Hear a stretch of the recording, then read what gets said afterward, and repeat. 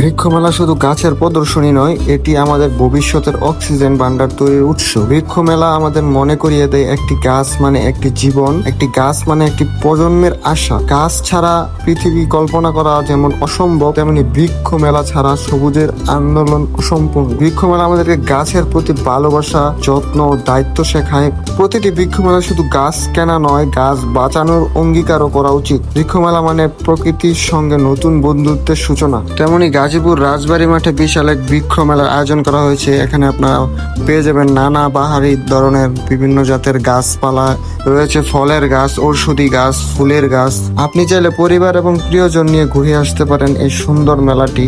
সম্ভবত 13 তারিখ এই মেলার শেষ দিন। আমি লোকেশনটি আবারও বলে দিচ্ছি, এটি গাজীপুর রাজবাড়ী মাঠে অনুষ্ঠিত হচ্ছে। আপনারা চাইলে এখানে ঘুরে আসতে পারেন এবং ভবিষ্যৎ প্রজন্মের জন্য একটি গাছ নিয়ে আসতে পারেন এবং এটি রোপণ করতে পারেন। ধন্যবাদ।